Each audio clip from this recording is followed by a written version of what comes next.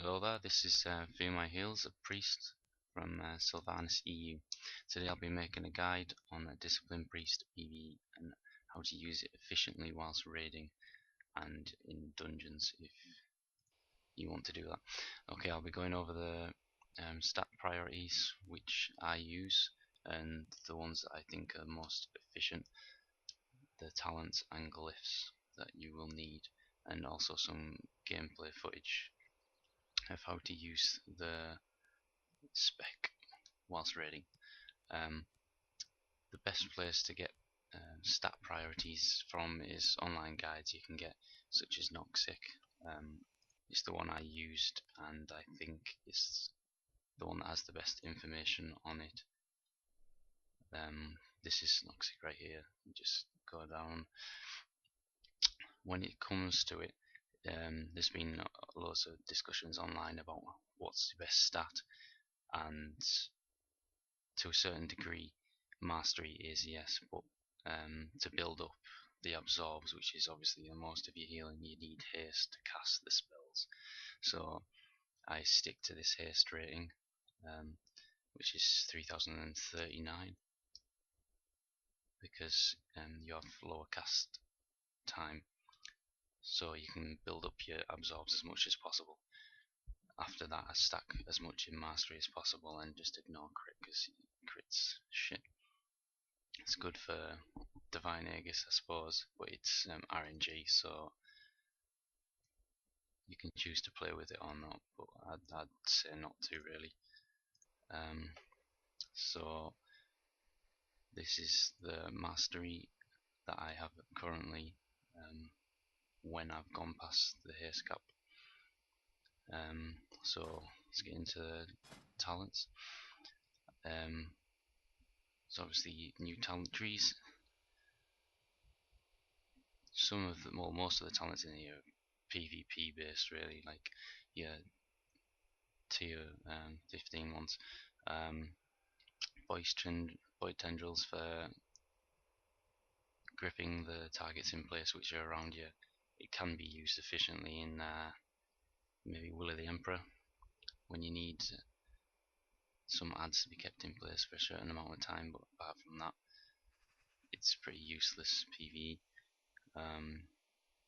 As is Fiend, you aren't going to be doing much CC as a healer, and which used to be Dominate Mind used to be a talent which was in the last expansion, which was quite good for PvP only. So just it doesn't really matter about this tier. This tier adds Angelic Feather.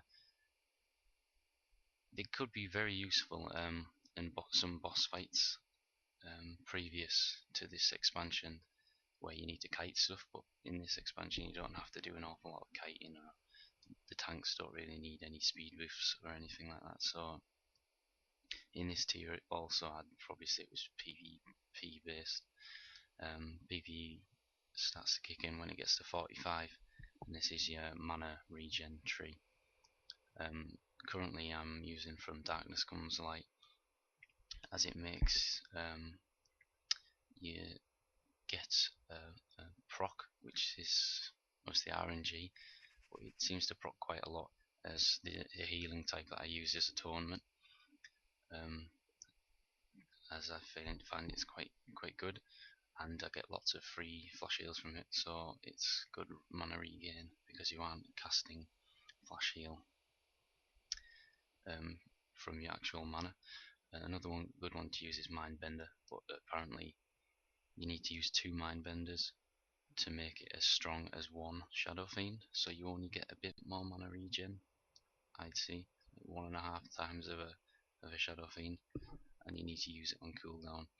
So I just stick with From Darkness Comes Light. Mana regain seems to be pretty strong at the moment. Powered Solace is completely wank. You don't need that at all. If you're casting an offensive spell, it's going to be Penance, Smite, or Holy Fire. Desperate Prayer is well, this is a survivability tree. Desperate Prayer is a really good one that was in the Holy Tree before. I think it's used good when you use a spell called Void Shift, um, which is this here. You switch health with your current target, so a good way to use this is on a tank. When he's close to dying, if you switch health with him, you go down to 25%, he goes up to 100%, providing you're obviously on 100% health first, and it could save a wipe potentially. As soon as you use that, if you use Desperate Prayer, it almost takes you back up to roughly like 60% health, so you're still on a good amount of health there.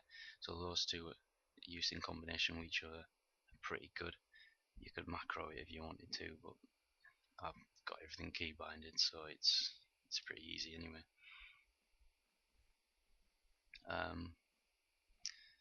Gonna have a knobhead try and attack me now, brilliant. In the next tree is Twist of Fate, which could be good if your tank goes, or anyone in the raid goes on low health, but generally you want to try and keep everyone on as much health as possible, so brilliant.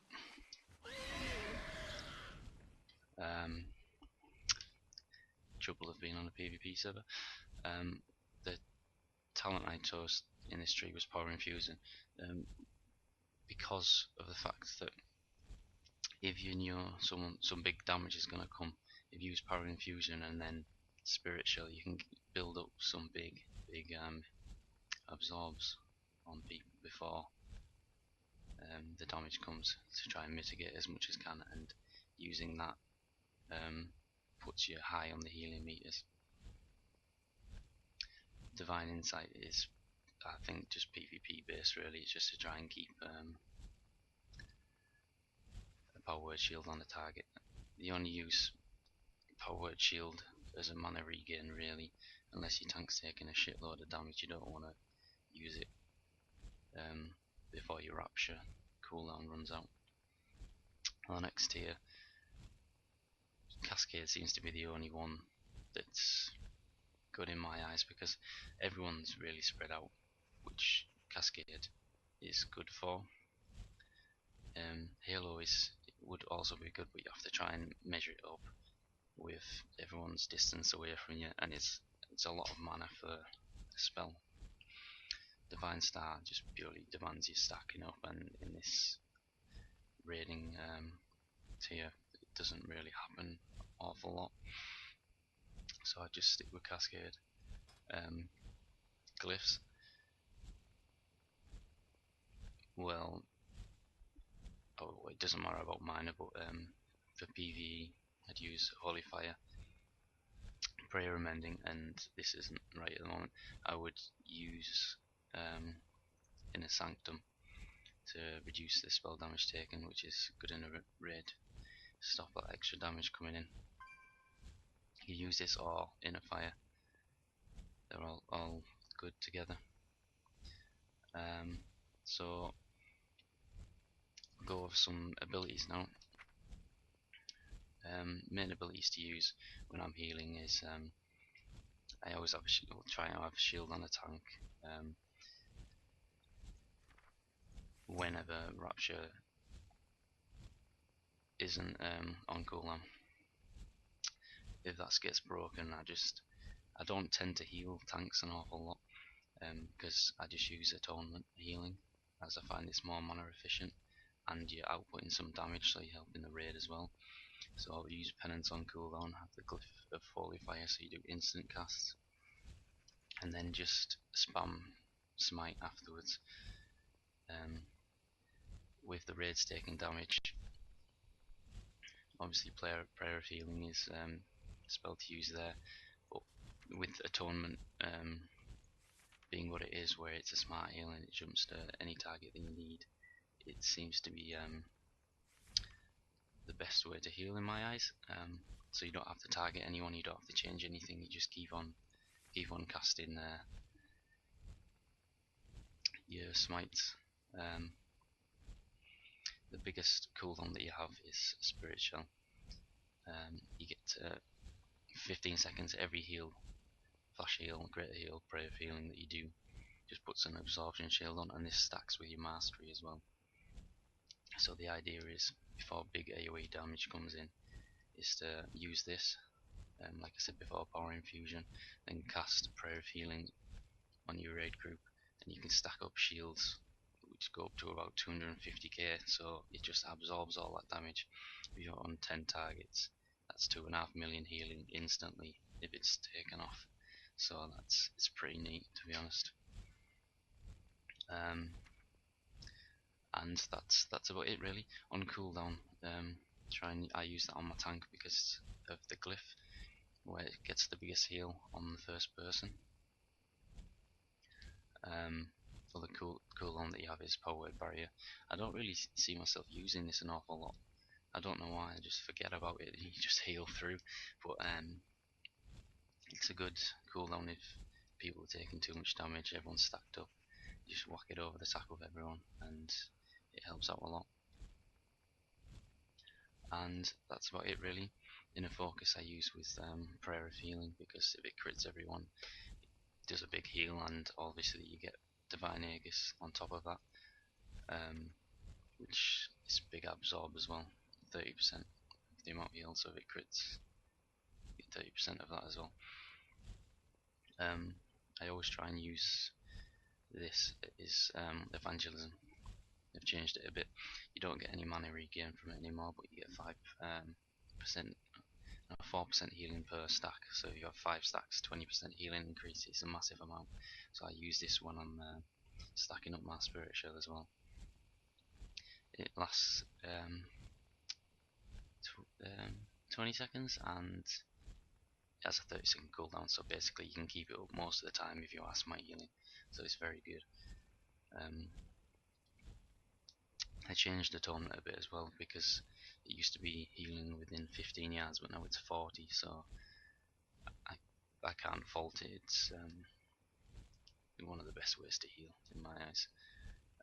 So that's about it. So I'm gonna go into an LFR now and show how to heal certain bosses, and I'll commentate. Whilst I'm healing also I use several add-ons which help me output as much healing as possible. The best add-on I have without a doubt is called Voodoo, which is this bar here. Wait a second, let me just go to somewhere I can. Basically all of my healing spells I can macro into buttons and all that. I don't have to target anyone. Look, this is my target here. I don't have to target anyone when I'm healing or doing anything. I can just have it in.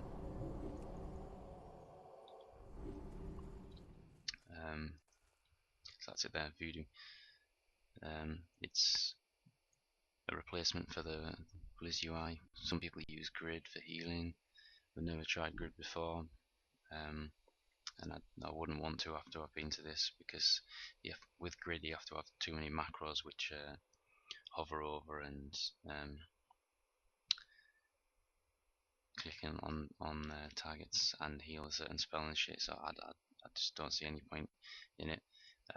All you have to do is, there's your mouse keys, type in the spell you want, and left button on my mouse, heal. Okay. Middle button, penance. It's simple shit. Press shift, left button, great healing. So yeah, that's it. Another one for mana efficiency is something called Angelina's Rapture Bar, I think it is. Which, yeah, there it is there. It has a timer on it for when Rapture is procced, and then it counts down to 0, makes a sound. So then after that sound comes on, I put a shield on again. So I'm getting as much mana back as possible from my shields. And everything else is a bit general. Recount, I couldn't get 2 recount frames, so I had to use something called Tiny DPS, so I can look at the raids damages at the same time as recount. And that's about it really. 40 Exorcist is sometimes a good thing. This is this here. It's a cooldown bar. Has all the cooldowns on it. All the ones that you press, there's timers on them. So you can use that as a point for if you want to know where your cooldowns are. that's about it. This is inside the Heart of Fear, LFR, first boss. So what I'm doing here is, I know that there's going to be a lot of damage coming in, so I'm building up stacks of Spirit Shell now. Look, lots of prayer of healings. Made sure before that I had Evangelism, fourth and furthest coming now. Look, lots of damage incoming in. The healing is pretty tight still between me and the Paladin, then boom, I just go straight up 3 million. That's because the Spirit Shell's just been absorbed there and then. So that is an insane amount of healing. So I knew the damage was coming and I prepared for it, and I basically stole all the healing there. I skipped straight to the end of the fight to show how much heals I had over the rest of the people.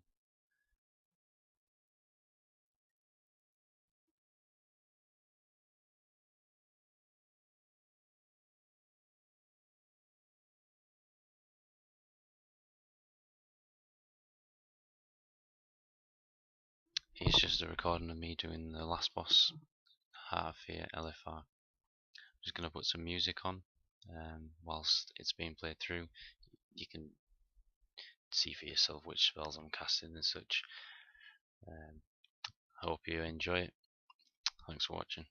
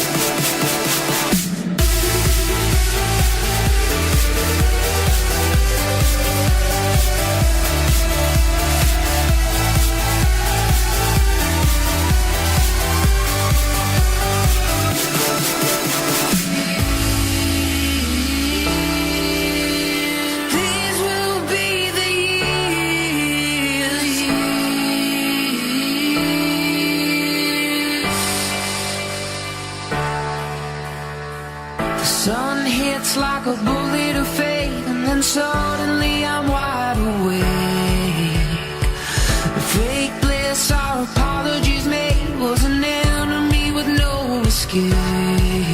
My hands are tied, but now mine to grab onto desire and run away. These will be the years. These will be the years. The lights will all appear. These will be the years.